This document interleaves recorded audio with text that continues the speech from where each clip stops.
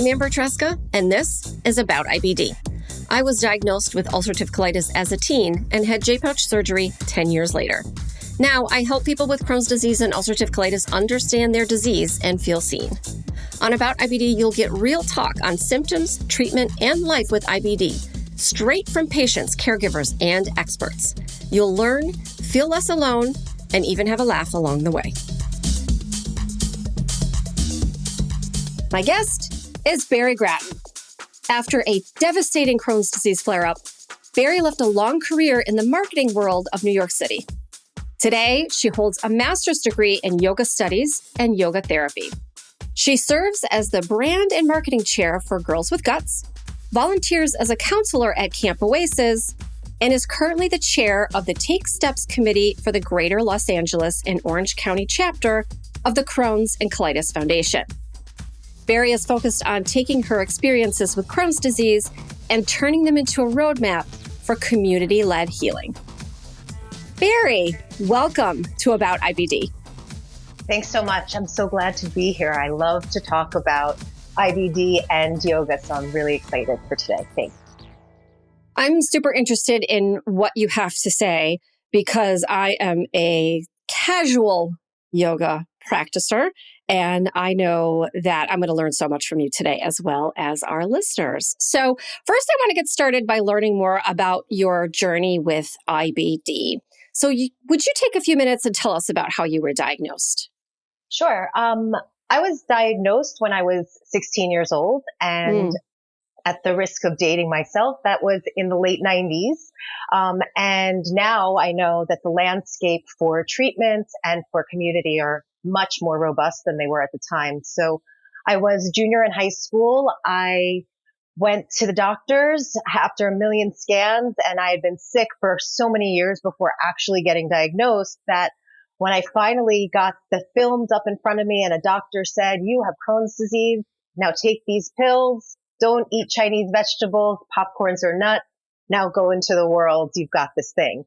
At the time, I'm 16, I'm thinking, oh, this is amazing. I have an answer. I have an answer to all of these problems.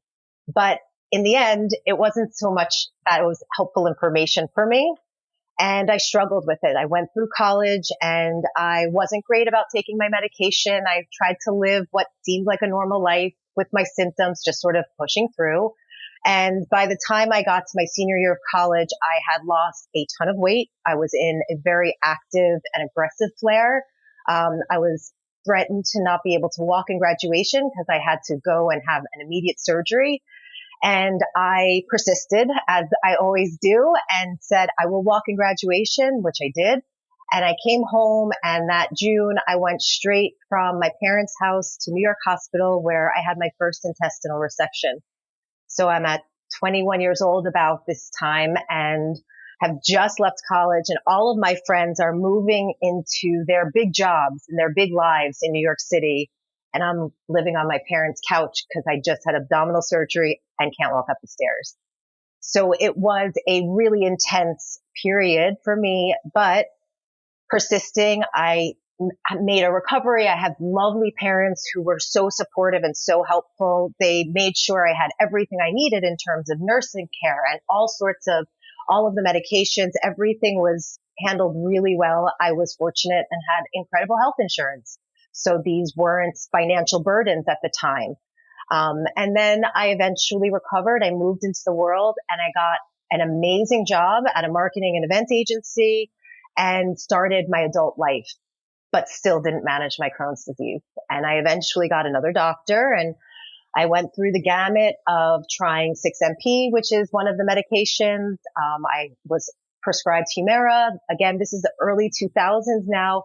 And Humira was only just being introduced to be used for IBD. So I had a lot of difficulty getting it regularly from my insurance company. There were a lot of hoops to go through. Being a young person, I wasn't familiar and I didn't really have any resources.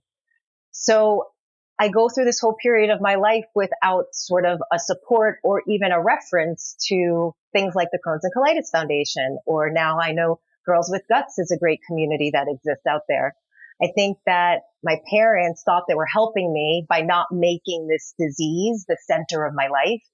But what ended up happening was I didn't have the resources that I needed to learn about it, to learn how to take care of my body, to understand what was going on and how to get ahead and reduce flare activity, all of that stuff. So I just led a life where I had Crohn's disease sort of like in this backpack that came with me everywhere and shaped every decision I made. And I just pretended like I was going to overcome it. I will beat this thing. Needless to say, that didn't work. I ended up in the hospital in my mid-20s, and I spent, I guess, 3 weeks there, and my job was on hold. I continued to be stressed out and worried and pretend I could manage things. And then eventually, when I got healthy from that particular flare, I reshaped the way I approached work, and I needed to reduce my stress. So I went out on my own and I was doing my own work, which was amazing and fulfilling in its own way. But I was still sick and still not really managing my disease. And, taking medication where I could, but I wasn't doing anything in particular, but pretending like this was a big albatross around my neck. And eventually, after doing that for a period of time, I was fortunate enough to meet my husband at South by Southwest. And I decided to move to California and pursue yoga teaching full time. And changing my lifestyle in that way was so critical to getting myself to a point of health. And it didn't end there, because the first year that we got married, I had this devastating flare you mentioned earlier, that ended up in 3 surgeries, months in the hospital, an ostomy bag that was temporary. My husband had to drop off of work and take care of me full time, administer medication. I was on TPN, which is a nutritional supplement. My entire body had basically said, okay, we're done. It is over. We win. Make a choice. Make a choice. So that had continued, and that episode in 17 has really, really, changed my entire experience. So in that time, in recovering, I tried to go back to work too soon and too fast, and my body took much longer to heal. I had something called a fistula that persisted for years. Eventually, once my body recalibrated, I was put on Remicade, and Remicade has been the only medication that has helped me get to a baseline stable point. And now I am in remission, and it is 28 years of active flares and of ignoring and trying to overcome to lead me to today, where I am happy to say I am in remission, and I have a great care team, and I have an amazing community, because I get to be involved with all of these people in the IBD space. Yeah, I'm so glad to hear. I mean, it took far too long, but I'm so glad that you are there now, and that you have found community, and that I find it interesting because you have moved into the yoga space, but all of the other experiences of your life, you're bringing those with you in how you're practicing and how you're engaging with community. But that's not a natural shift that I think a lot of people would see for somebody who is in marketing in New York City. As you said, very stressful. I would want to not do that work for any amount of money. So how did you make that leap? How did you go from marketing to yoga? It's so funny, because now that I look backwards at it, I've always been this person who has been interested in spirituality. I've really enjoyed my interior life. My dad has always sort of given us these ideas about reading and imagination, and about being comfortable, being alone, and being with yourself. So as a sick child, that was a world for me. It was a whole universe that I didn't know was available. I wouldn't have known was available otherwise. So I've always kind of been the yoga spiritual person, even though I wasn't directly doing it. But funny enough, my dad was running a catering company, and one of his head waiters had a wife who was teaching yoga in this small studio down in the Lower East Side. And it was before the Lower East Side was super cool and hip as it is now. And he said, hey, I was just recovering from surgery, and my dad said, I think you might be really interested in this. So-and-so's wife has this place. Go try out a class at the studio. So I'm like, okay, I'm open to it. And let me be clear, my dad does not do yoga. I love him so much, but he does not. And that's okay. He has his own version. But, it was unusual advice to get from somebody who didn't have experience in that place. Right.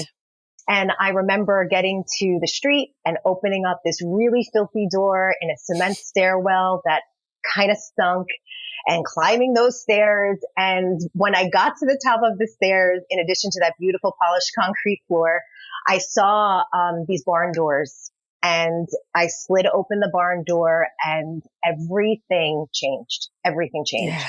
I knew immediately. And just like that sigh, that's exactly what I felt.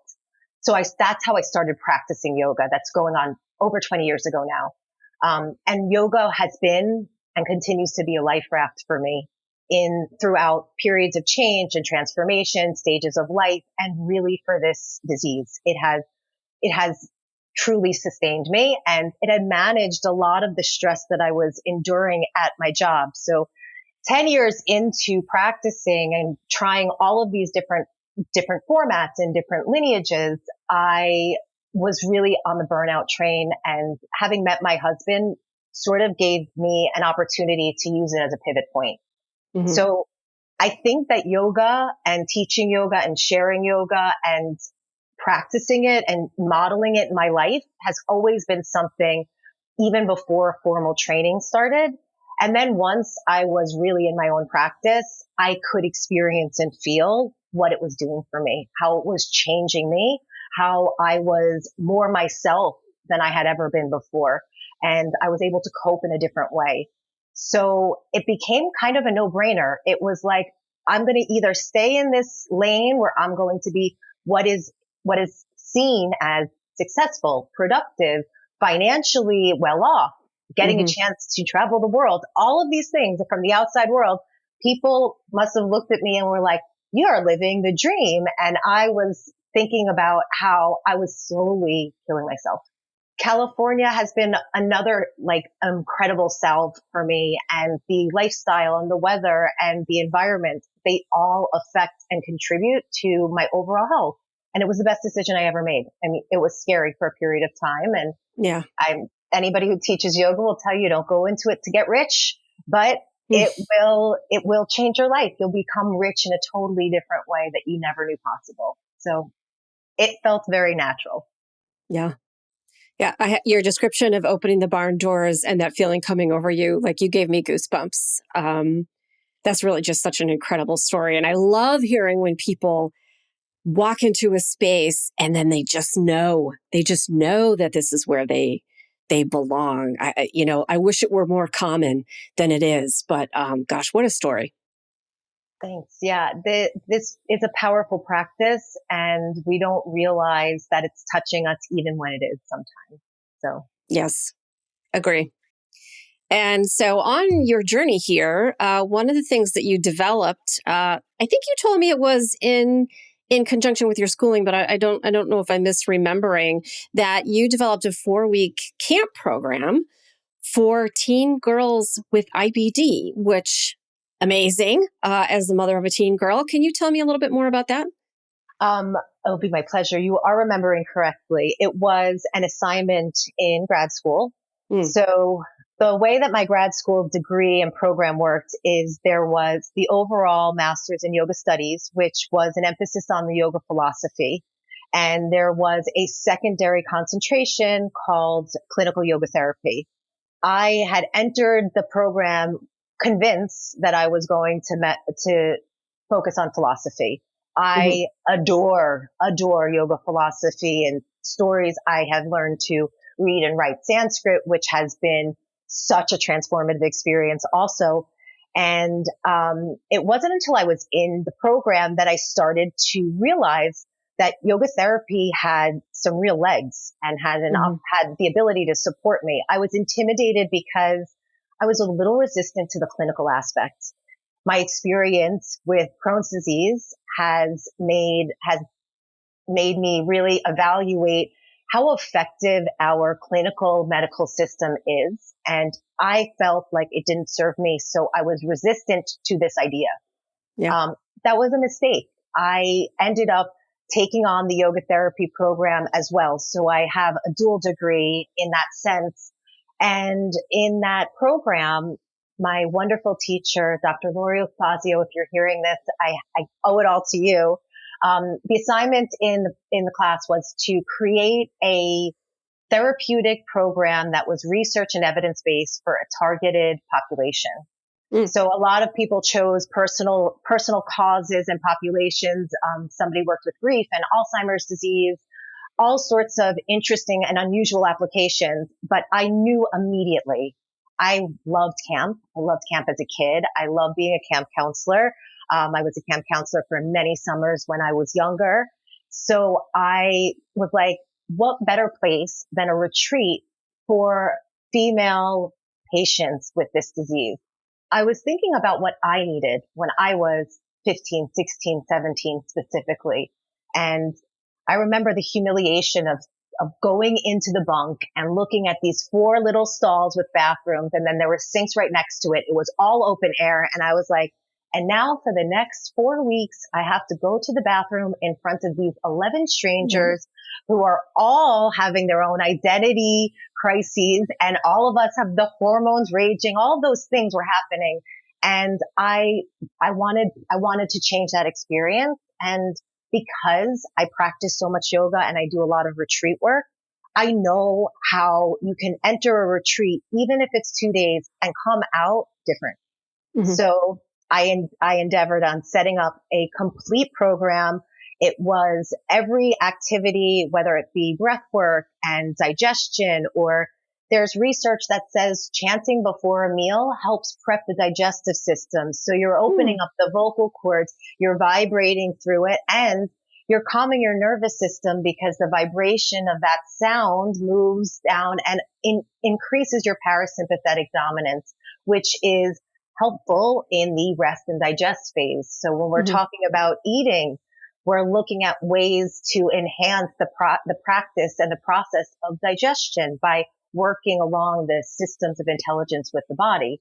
So this camp program that I designed was 4 weeks, and it was yoga classes and movement and story and journaling and education. But really what I knew was going to happen in this program would be socialization, because the psychosocial experiences and symptoms of patients are not directly treated.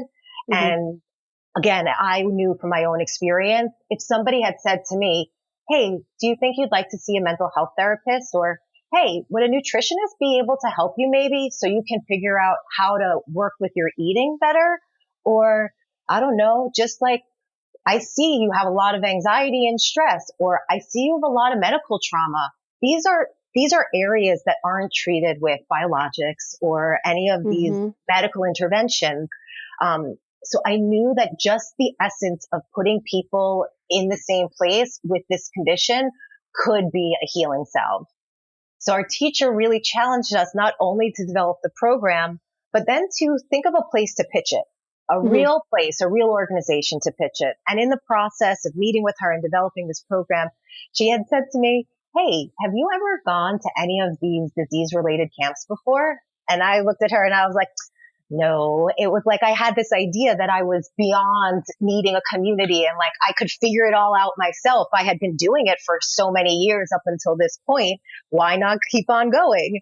Sure. So she said to me, I think you would really benefit from just being a counselor at one of these camps. So I took her advice and I applied to Camp Oasis that year, and I went as an activity counselor, and I came back self-realized, I swear.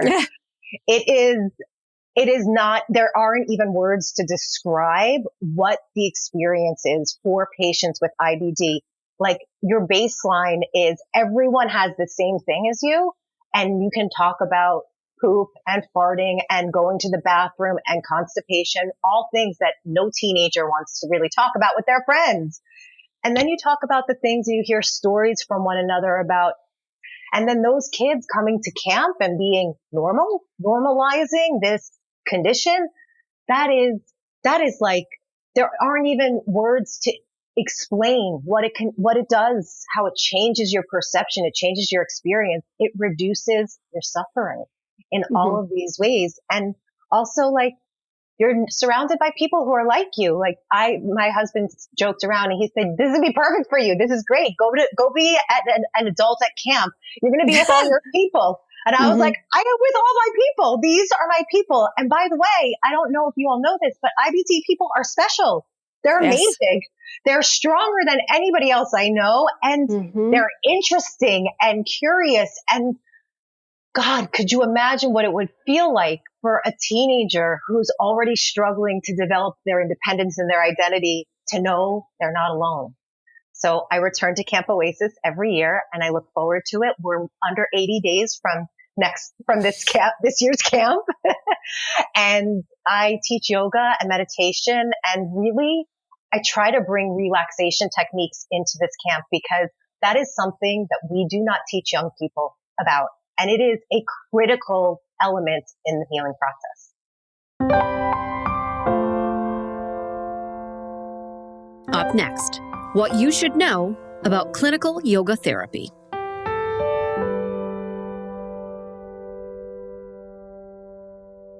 So I want to know more about something that we talked about briefly when we connected. And it's called the 5 layers of being. And so I've not encountered it in any of my touch points with yoga over the past few decades. So I wonder if you could tell me more about that.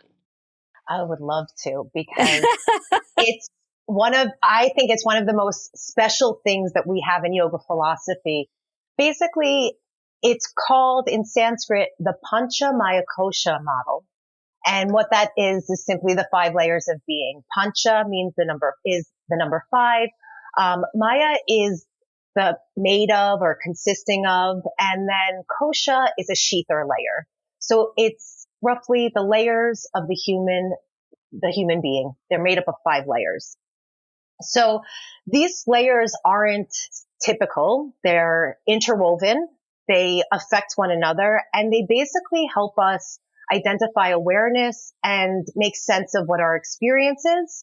So we turn our experience into knowledge, and then that knowledge is potentially the access point to, in yoga, what we call liberation, but it's really self-realization, and that's the capital S, self.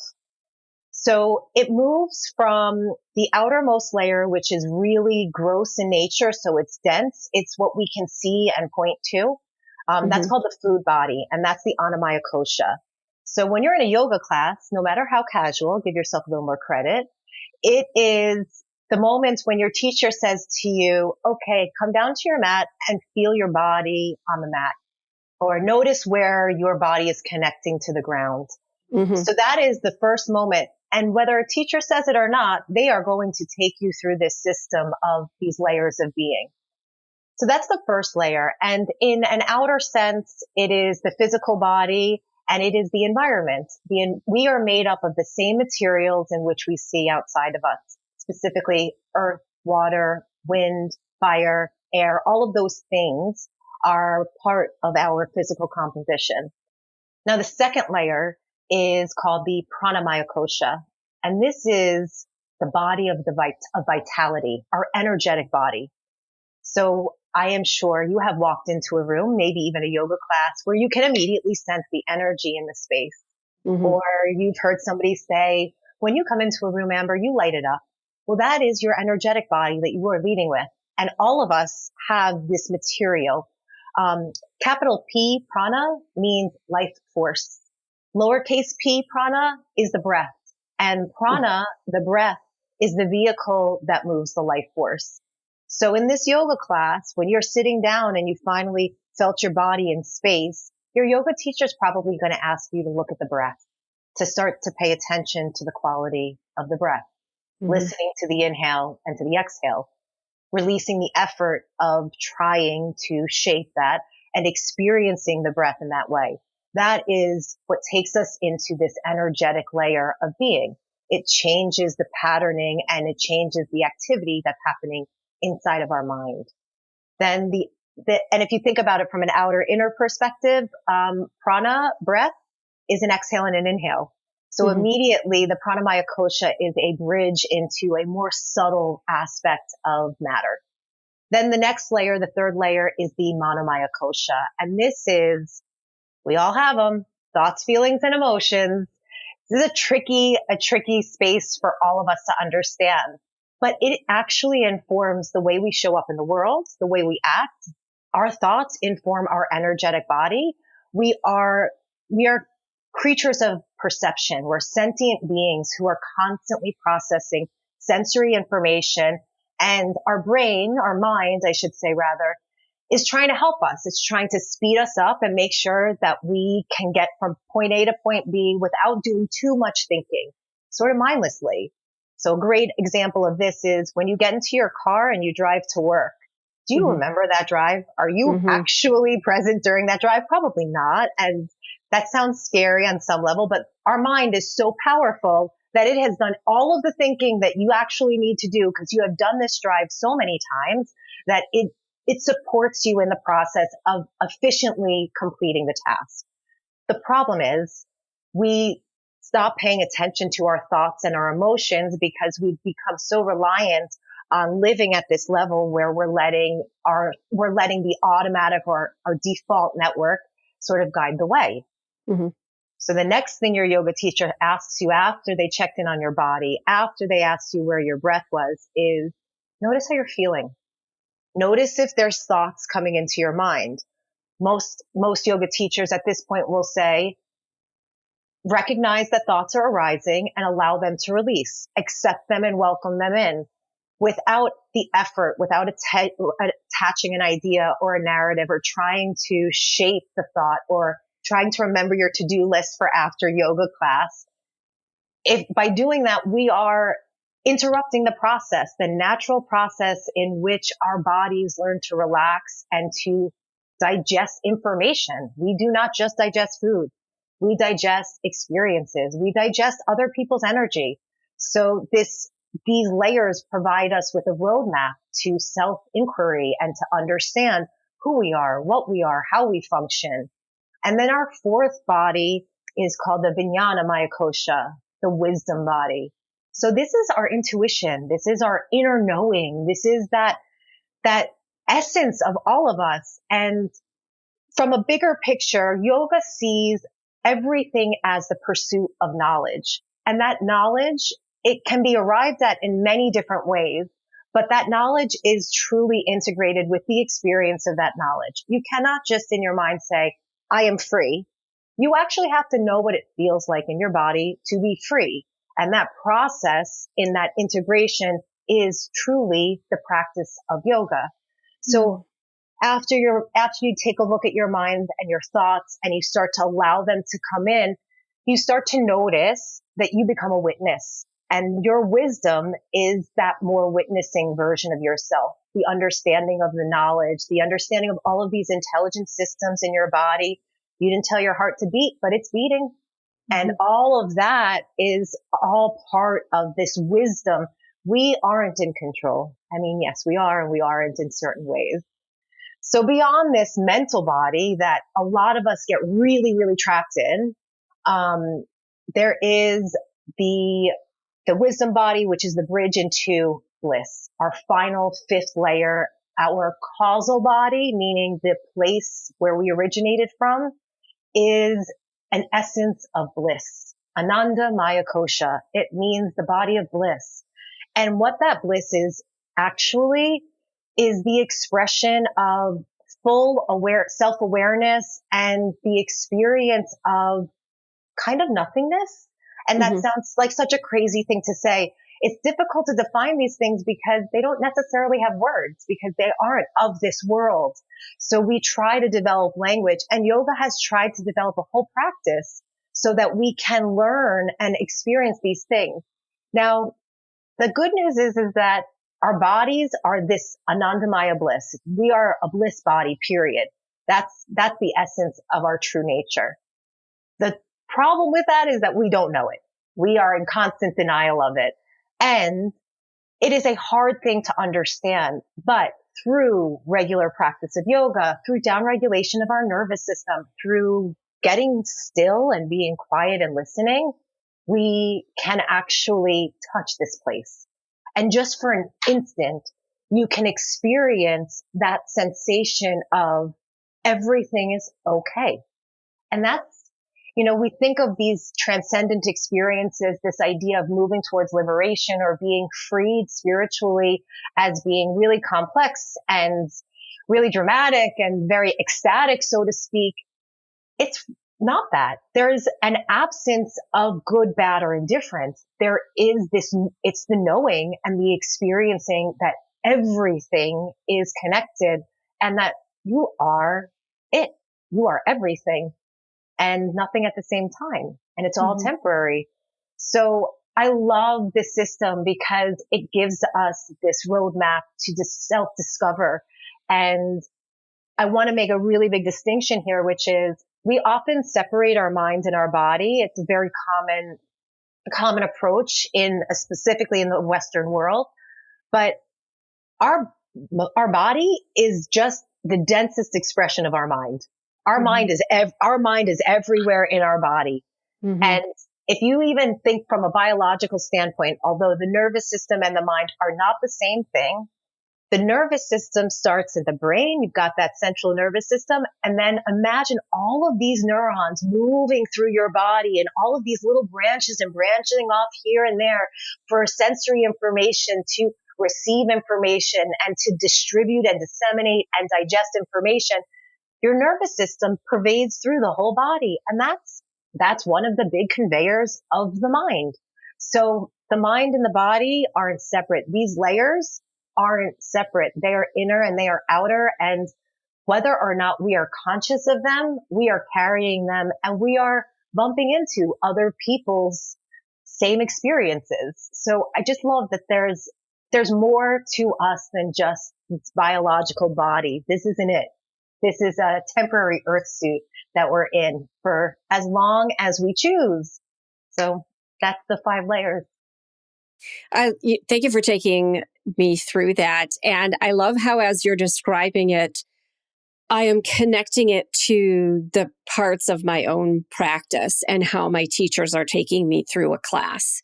And like sometimes I have one of my yoga teachers in my head. She says, let it be, let it go, let it be, let it go. And like, I need that. Like I need to be told that this hour is for you. Do not think about what's going to happen afterwards, because what's going to happen afterwards is I'm going to get in my car and in 5 minutes I'm going to be swearing at somebody on the highway. So like, let's not, but for this hour, we're going to find together as much bliss as we can, And so I love that I'm recognizing the parts of the practice and what you just described. So I was doing it without knowing that I was doing it. We're kind of ninjas that way as yoga teachers. We try not to reveal all the secrets, but sometimes the secrets are really helpful because you're like, oh, that makes so much more sense now. Bari, I want to know more about the differences between the yoga classes we take online or we take in person and clinical yoga therapy. And I completely understand your initial reaction to that, having had so many clinical touch points in your life and dealing with these things since you were 16 years old. So I want to know from you, what is clinical yoga therapy? And then like, who might benefit from it? And that might be everybody. Well, my answer would always be everybody, because I think I will say this. I am an equal opportunity yoga instructor. Any kind of yoga that you have access to is a doorway. So before I describe or define clinical yoga therapy, I want to zoom out and give a little bit of a definition about yoga, because I think that is, it's really hard. If I asked you right now, what is yoga? What do you think you would answer? I don't know. Stretching. Stretching. Thank you. I mean, there's mindfulness in there as well, but also community. For me, it's also meant community. So yoga is like this elusive thing that we kind of all think we know about, and yet we don't know it. We don't have a definition. And so there's a little bit of a tricky thing here. Yoga has now become widely associated with yoga asana or yoga postures. So vinyasa, ashtanga, everything that we see presented is a body form of some kind of stretching or exercise. And yes, there's meditation that comes with it. Here's the big kicker. Yoga is a mental practice. It is all about the mind. So in Patanjali's Yoga Sutras, which is the central text of classical yoga, it's used as the foundation for many of the teacher trainings in this country. It is one point of view. One of the things that yoga does really, really well is it recognizes diversity. It sees that all of its expressions, many of these traditions are much more nuanced and more complex than I'm about to share. So from an overall perspective, yoga is a much bigger umbrella than I think any of us actually realize. And yoga in the Yoga Sutras is described as stilling the fluctuations of the mind. And then what follows the stilling of the fluctuations of the mind is a practical method in which to do so. So yoga is the practice and the means in which to still and calm the mind. And it is also the state and the destination. So when you still your mind, when you bring your mind to one pointed focus, you experience a transcendent state. You experience and understand who and what is at work at the core, your capital S self. Who are you really? So when somebody says to you, hi, my name is Bari, it's nice to meet you. And they ask me, hey, what do you do for a living? I say, I am a yoga teacher, right? Or I am a yoga therapist. I use whatever it is. But I am identifying as something that is not me. That is not the self. That is not my true self. So yoga is the practice of self-realization. And the way to do that is through stilling the mind. And Patanjali goes on in this text to give us 8 limbs. We move, again, similar to the 5 koshas, we move from the outermost gross layer and refine as we get along in the process.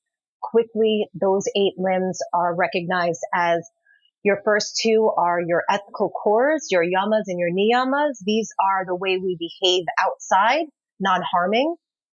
Being the very primary one. And these are the things that we do for ourselves. So we engage in self-study, because when we engage in self-study, we find relief from suffering, because everything in yoga is about resolving the suffering of the human condition.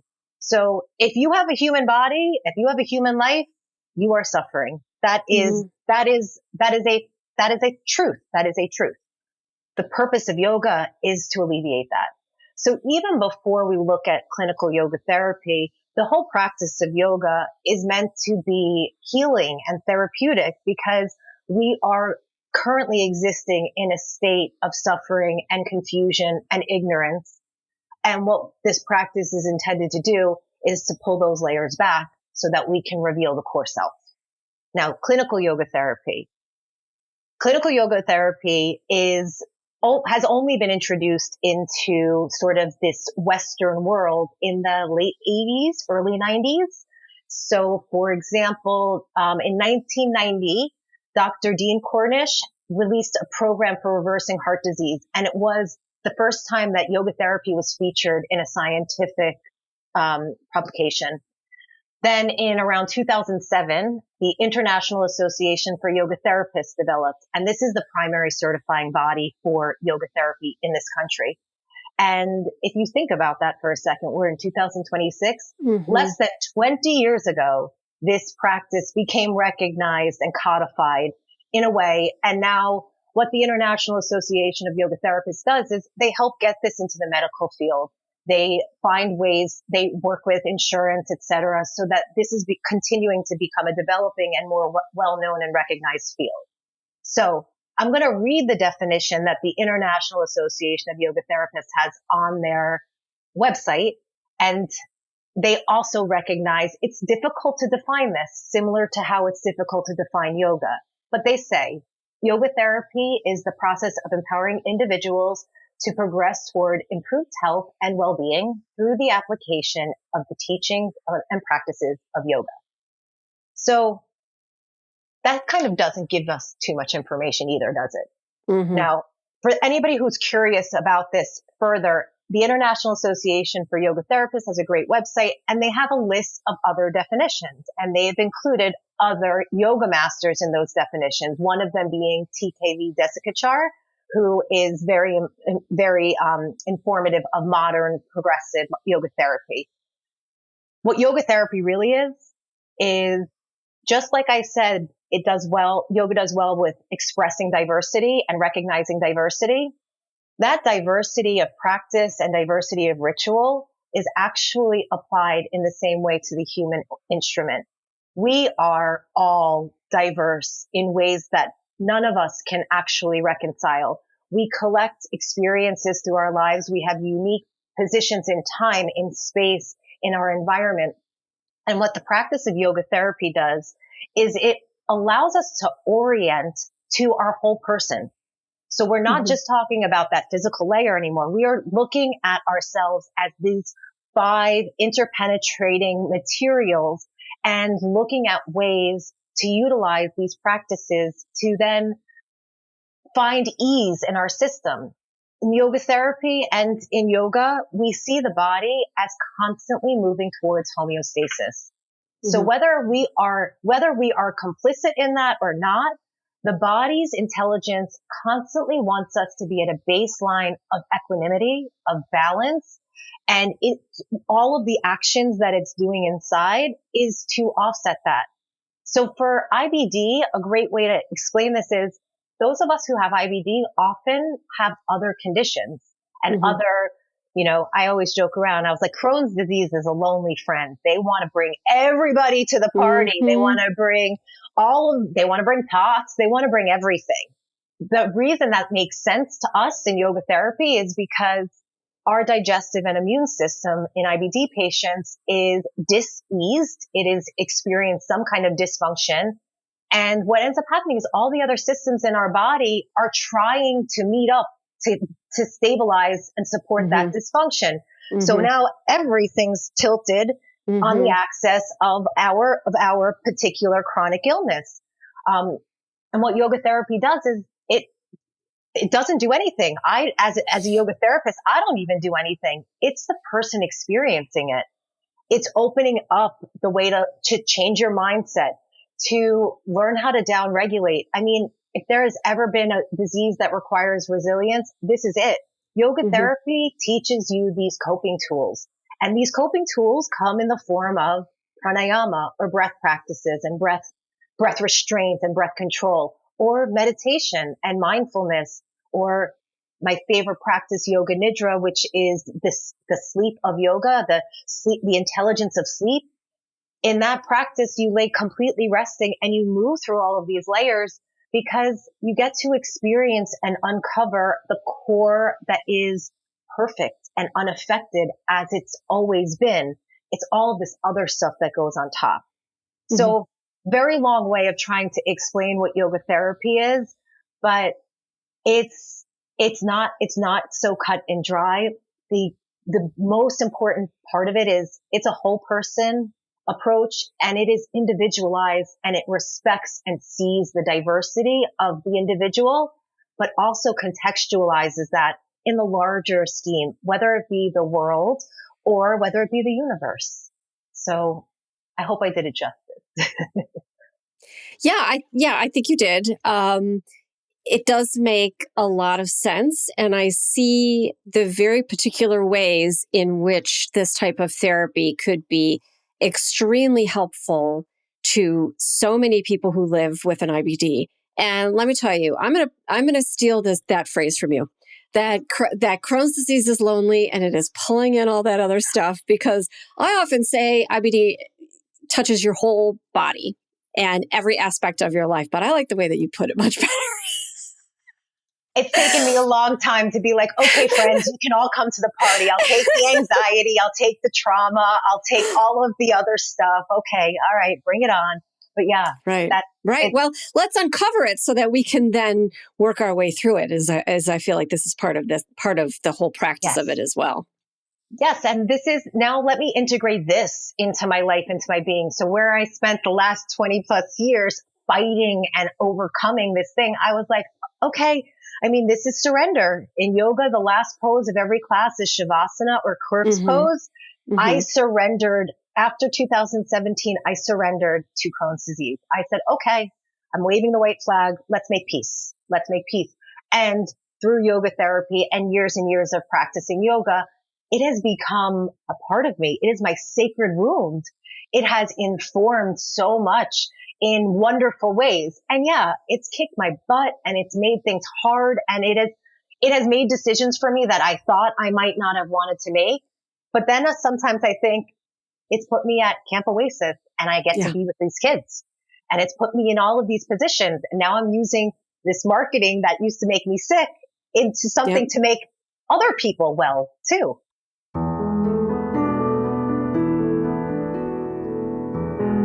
After the break, Bari tells us why pushing through is a harmful practice for people with IBD.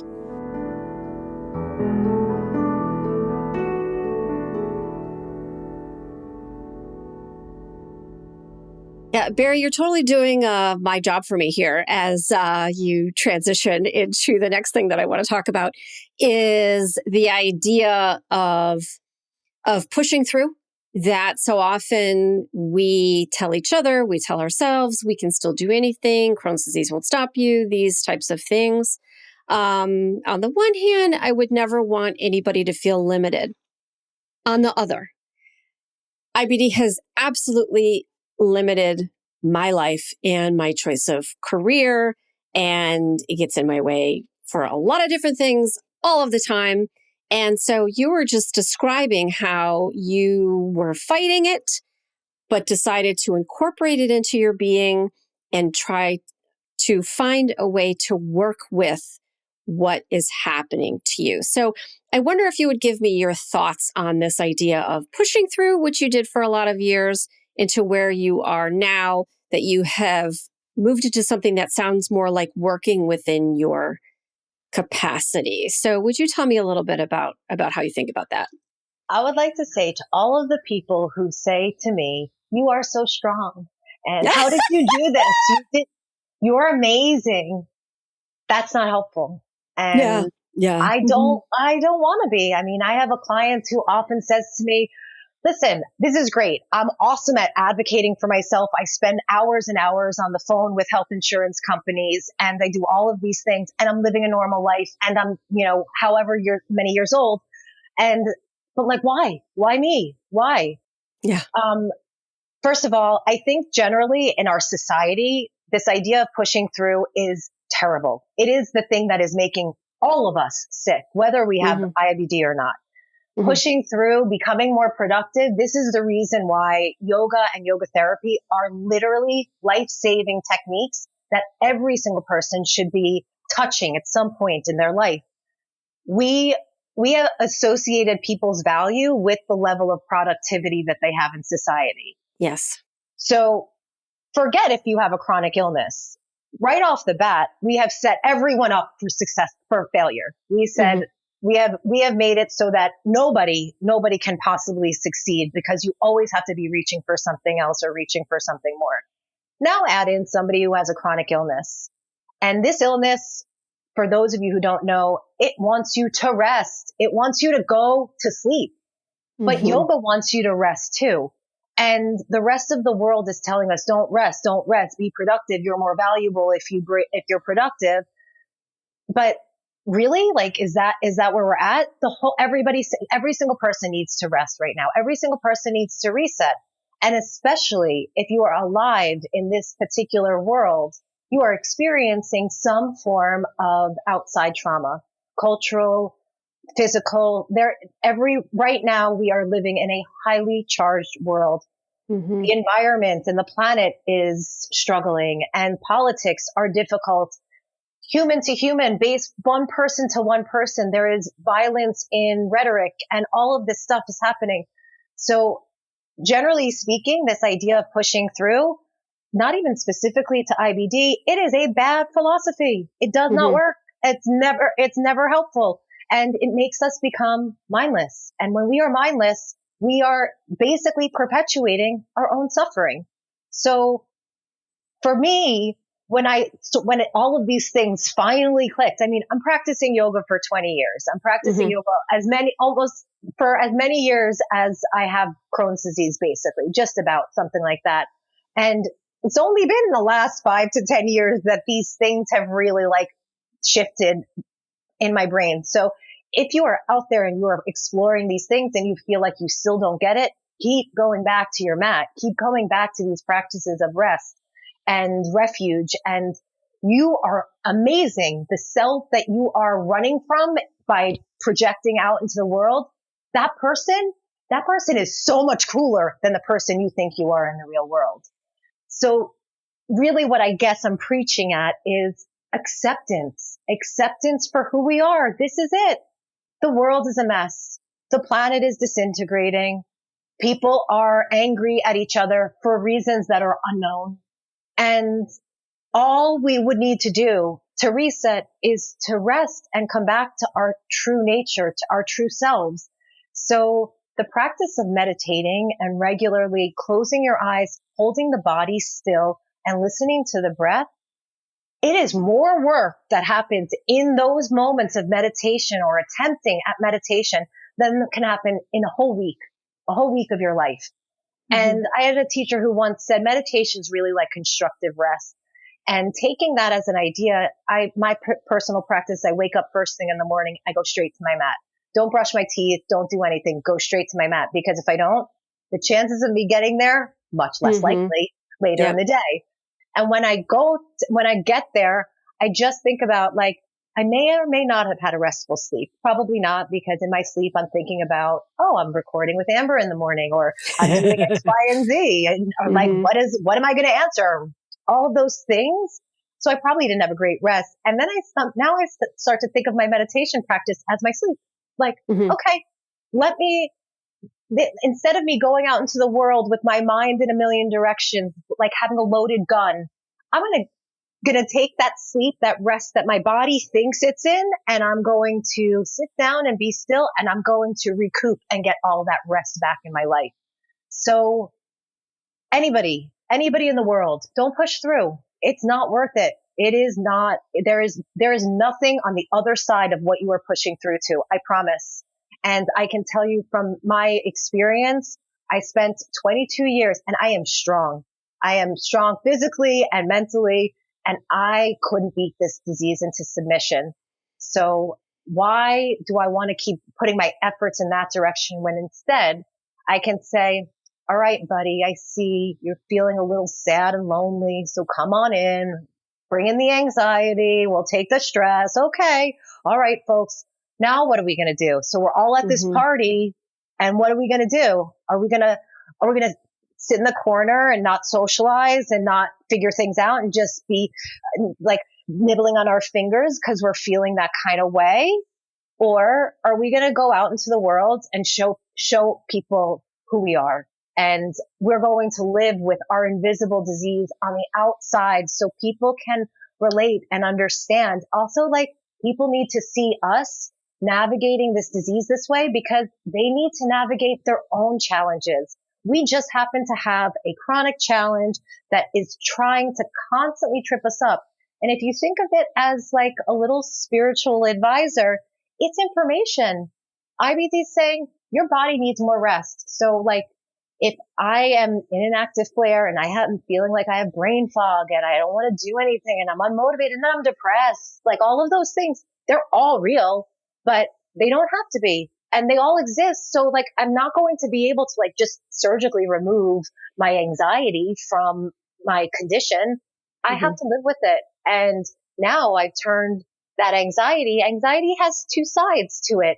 It can be nervousness, but it can also be excitement.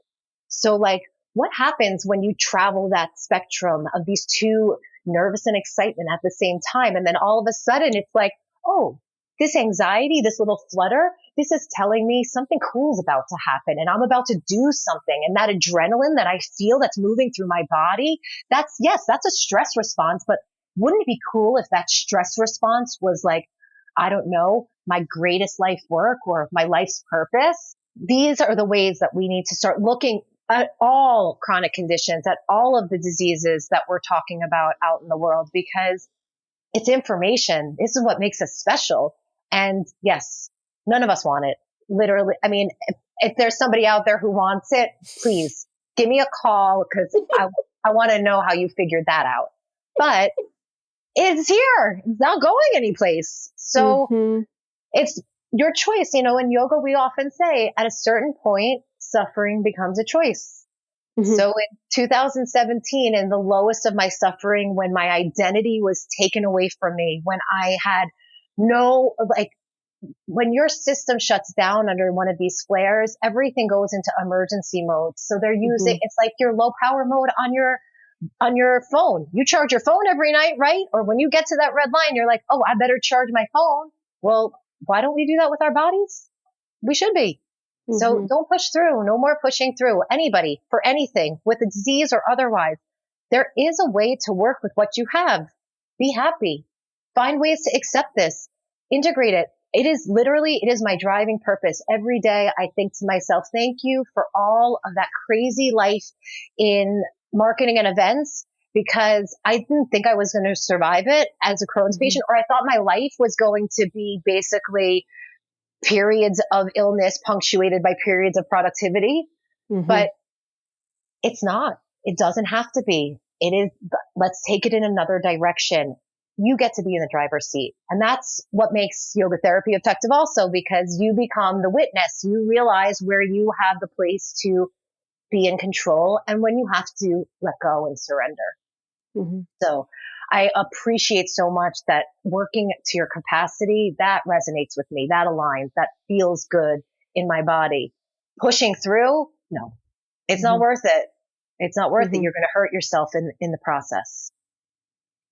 Yeah, absolutely. I agree. I'm maybe not doing as well as you have from learning how to work within your capacity and completely overhauling your life. And not only going through that, but also the idea that you felt that you had no community, or you did really have no community, to where now you are deeply entrenched in community, which we are so lucky to have you doing this work that you are doing, because you're involved with a few different nonprofits in the IBD space in different ways. And so I want to go through that so people can see what you're doing there and learn more about the groups that you work with. And so I want to start with Girls with Guts, which you've mentioned previously. And so I want to understand what you're working on there and how people can get involved with Girls with Guts. I love Girls with Guts, and going back to that program that I shared, the camp that we were talking about earlier, Girls with Guts was the organization that I pitched to in this project. They didn't know this at the time, and I wasn't even affiliated with them at the time, but now, man, did they know me? They might be sorry about that. My involvement with Girls with Guts was, I saw this program as being really well suited for what they do. And they are entrenched in making a community for women plus living with IBD or with ostomies. And the vision is a world where all of us are accepted and we have access to care and we have access to one another's wisdom. So, I started to investigate Girls with Guts after grad school, because I was like, why did this need to be a fictitious presentation? And I started to become involved in their community now, which is interesting because in my personal life, I don't have social media. I lived in the world of marketing and events. I understand it. I know it. And I feel very lucky that I don't have to use it for my work and live on it for that purpose. However, Girls with Guts has done an incredible job in the social space, creating a community and a location for people to gather, for women plus, for caregivers, for family members. It is not exclusive in any way, and they provide information and resources. They do all sorts of community building events. Right now, they do something called Crafternoon, and that was a project where they get together and do a craft. And that was so successful, they added in an activity called Chapter Noon, which is their book club version of that. So they offer all of these different community programs for people to be involved at any level. Their Facebook group, they run and they utilize for information and for highlighting certain features. They do have a robust blog, which has a ton of information. They are involved in all of the major conferences. They go and get information. The information is disseminated back to the community. And one of the programs that is really, really popular is Love Your Guts Mail. So going back to the days when we had pen pals, email now a little bit more, but this idea that for those of us in the midst of a health crisis, when we're in the midst of a flare, that there is somebody out there that knows us, that sees us, that's our friend, that wants to reach out and touch our heart in some way. So I love Girls with Guts as a group. I first sort of started poking at them. They ran a strategic task force a couple of years ago because they are in a growth period. They have been established. They have built a beautiful community, and now they're looking to grow a little bit. So once I got onto that committee, I was contributing in the natural way, and I started to see other places that I wanted to insert my 2 cents. And having no fear, I just went in head first and I said, hey, y'all, this looks great, but what if we started from the beginning and we recreate a really detailed, very clear brand and marketing identity so that everybody, all of your volunteers that come in and participate can immediately pick up on who we are, what we do, how we speak. It's a great way to not only homogenize the voice and really clarify the brand, but it will give them the opportunity to grow programs from there. And part of their interests or their desires is to really create the volunteer community and take care of them, to truly recognize what commitments happen through volunteers. So right now I'm working on a volunteer manual so that anybody who comes on board at Girls with Guts will have all of the information and the tools that they need to organically extend the brand outwards so that they can keep doing this amazing work in these communities that they've been doing. Oh, and my last thing that they do that I love, and I'm partial to, in October, they have a newbies retreat, and it is up in La Honda, California, and I will be teaching yoga and meditation. So if anybody is out there listening and interested, go onto the Girls with Guts website and check them out to see how many spaces are left in that retreat, because I will be there and we will be yogaing and meditating and battling this Crohn's disease in any way we can. I love that. Sometimes I feel like Girls with Guts is sort of like an open secret. You know, it's like it's a major community, yet still it's correct. There is room for growth there. And I wasn't even aware, and I work in this space every day. Obviously, I wasn't even aware of some of the programs. So I appreciate you bringing that forward, and hopefully people can take part in them and enjoy them as well.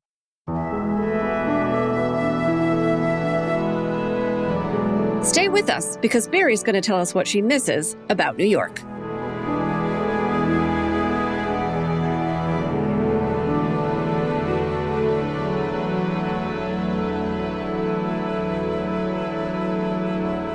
And so another role that you're in is that you're involved with the Crohn's and Colitis Foundation as well, and also Take Steps.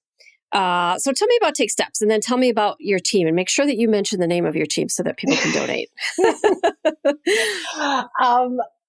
it's okay, I'm going to back up to my first Take Steps experience, which was only last year. As I mentioned, it took me a long time to get to these community programs. It wasn't until after grad school. And I had been working with Camp Oasis, and my husband and I happened to be home on the day of the event for Take Steps. And it's uncommon because he travels for work. So it's not often we're in the same place. And I said, hey, would you be interested in volunteering over there? And he was like, sure, whatever you want. And my husband's like my biggest cheerleader. He was my nurse for our first year of marriage. Like, he has been through it too. Nobody talk about Crohn's disease, not wanting to be alone. They want to bring in your family. They want your caretakers, everything. So, we reached out to the foundation, the chapter, LAOC chapter, and said, hey, we'd love to be part of event setup. I have experience in setting up events. My husband works in touring music, so he has tons of production experience. And they were like, okay, great. Just show up here at this time. And it was like super early in the morning. We showed up in like our hoodies and we're like not really knowing what to expect. There weren't a lot of people there. And the two young women who were running the event said, okay, guys, will you put up the stage? Will you set up some tents? And they did not know that they had like undercover event planners there.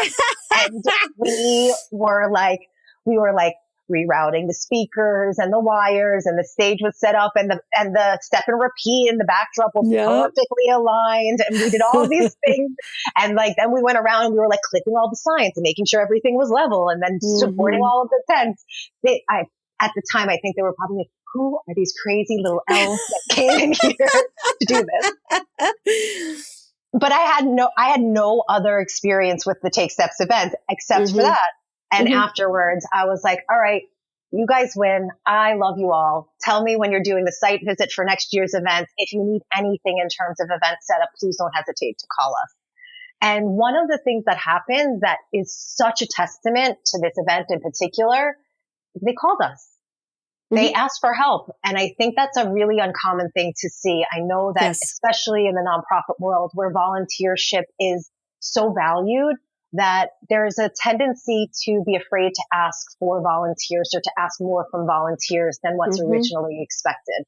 And I like to look at it like volunteering is an energetic exchange. So if fundraising raises dollars, volunteering, that energetic exchange, that moves towards the Crohn's and Colitis Foundation's mission of improving quality of life.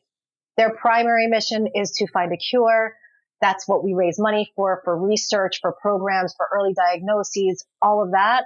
But the second part of their mission is to improve quality of life. And volunteership in these environments is that energetic exchange. That's the currency of volunteership. So they asked for help. We went on site visits, and in the interim, they asked me to come and join them for the gala site visit. And I went for the gala site visit, and they started to get involved and help them run that show. So I was like their technical producer and showrunner at the gala in October this past year. And now I've spent a lot of time working with these young ladies who are developing the chapters, their programming, and they asked me if I would chair the Take Steps committee. And it is our first year as a fundraising committee at the LAOC chapter that we have this committee. And it is beyond an honor. But the event, Take Steps, is, in my opinion, it's the most important event because this is where we bring people in. The name alone, Take Steps, is incremental contributions is what gets us there. So every dollar matters. Every participant matters. If you don't want to fundraise, and that's an uncomfortable thing for many people, there is no pressure to fundraise. If you show up and you come to this event and you walk and you don't have a team that fundraises, you are welcomed. By all means, come see this. There's a whole like event area where we do a ribbon ceremony, and then there's all of these, like, we've got these little maps and cards so you can go to Mount Remission and take a photograph in front of Mount Remission. It's very interactive. There's a lot that happens. There's a presentation and a highlighting of patients and providers and doctors. This year, our doctor that's being honored, his name is Dr. Patel, and he is one of the doctors at the Med Shed in Camp Oasis. So I've had the privilege of getting to know him really well. But what Take Steps does is really highlights and elevates the community and provides a place for us to connect, all the while raising money, enough money to keep us moving and advancing what it means to find a cure and to develop or increase quality of life. And my team name, I thought I was so clever, I still think I'm rather clever, is OMG. Oh my guts. So our team is on track to make our goal, but we definitely would love any kind of contributions that anybody could spare. $5 is enough. $25 is awesome. And if you've got more and there's more there, that is unexpected and spectacular. But it is a fundraising mission, but everything counts. Every small dollar counts. So even a dollar, if you just want to say, I did something for Oh My Guts, or I did something for IBD research, I will take that dollar and I will make sure it gets to the right place. So that's my Take Steps story. Perfect. I knew the name of your team. I wanted to hear you say it. So that's oh, and absolutely, we'll put all that information in the show notes so that people can find it and people can donate. And I have a longstanding habit of donating to all of the walks and the fundraising things for my friends, myself, my company. We always donate. So now we're friends. And of course, I will be donating to your team event as well. Bari, it's been lovely to get to know you. I have a question though. I'm wondering, because you spent so long living in New York. I live in Connecticut, so I'm just a train ride away from the city. And that's what we call it here for people that don't know. It's the city. We go to New York City. We say the city because there isn't another one. Yeah. We're not referring to Hartford, So yeah, we say the city. I do not get in as much as I would like. I do love it there. Every time we're in the city, my husband and I are like, do you think maybe we could one day have like a little apartment that we could rent for sure, so we can go to shows and do whatever we want? So I'm wondering, Bari, you're in a much better place for you, physically, spiritually, all of that. Do you miss New York? What do you miss? Oh, let's see. I have to think about who's going to listen before I answer this question. First of all, the city, there is only one, and is NYC, baby. Even I'm living out in LA now for 10 years. I wouldn't even refer to LA as the city. I mean, LA is a very confused and spread out city in the first place. But do I miss it? My family is still there. My parents are still there. My brother and his wife are still there. I don't miss it. I am so grateful and love everything that it gave me and all of the experiences and the excitement. I can't imagine living anyplace else than in my 20s in New York. And I was really fortunate. I moved to Williamsburg right as Williamsburg, Brooklyn was starting to become a little bit more affluent, and it was no longer like a shady place. But it was like right before the big boom of the Mac store that's there now. So New York has changed a lot. It's become a little bit more like anywhere USA, which is not what it used to be. It used to have edge and grit, and it was different. So I miss my family. I miss my friends. Most of my friends are really still back in New York, but I'd rather host them here in LA and have them come visit than me go out there. Sorry, mom and dad. I know. My parents are like real New Yorkers. My dad was born in Brooklyn. My mom grew up in Long Island. So like when I say things about New York that are disparaging, they both get extremely offended. My husband teases them. He's like, Amy, the streets in New York City, they smell like pee. And my mom is like, no, they do not. They do not. New York City is beautiful. So sorry, mom and dad, but I don't miss New York. And I know it's not a train ride, but you come out to LA and I'll show you around. We'll have a better time. I love that.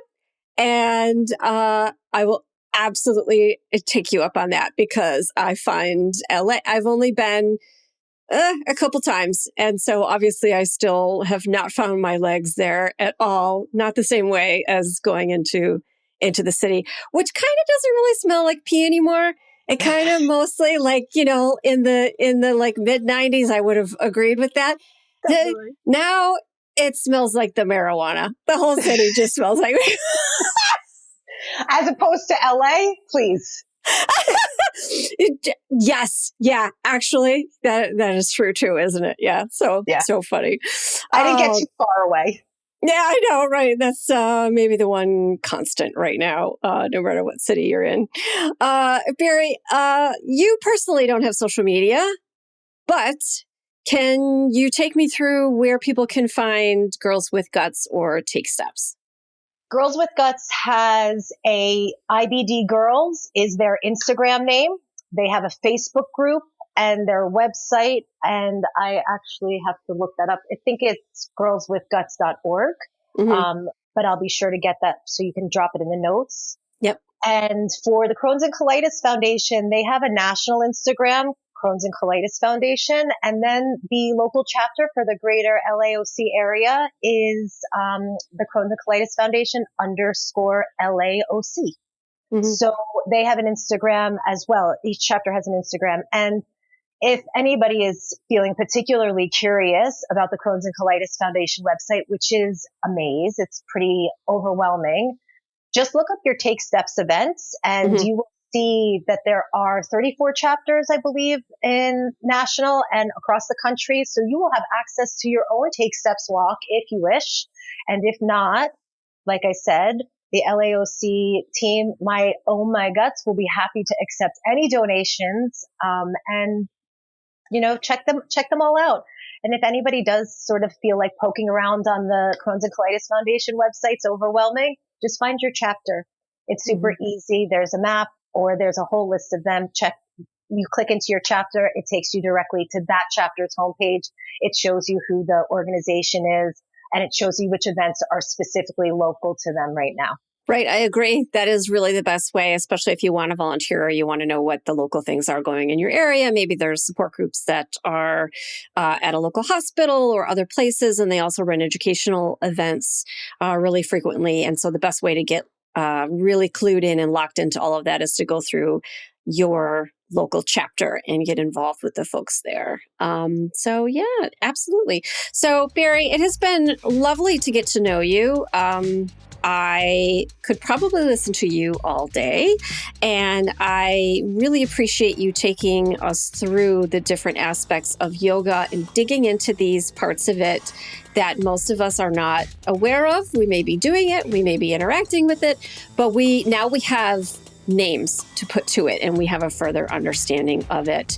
And yoga is transformative for people living with chronic illness and IBD in particular. I know you won't disagree with that. So I would encourage everybody to find their local studio, or even if you want to practice at home, do that as well. It is one of the very few spaces in my life that I walked in not knowing a soul, but you walk into the studio and you are welcomed and accepted in a way that few other places in our world do. So I would highly recommend it.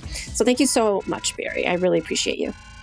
Thank you so much. And thanks for giving me the opportunity to share some of these secrets to the wider audience. And yes, any kind of yoga experience that you have access to, try it. If it doesn't work for you, try another one, try a different one. There is something out there for everybody, and you will feel it. So I'm so grateful for this chance to share, and it's really nice to have this feeling connection between us now with this little bond that we share.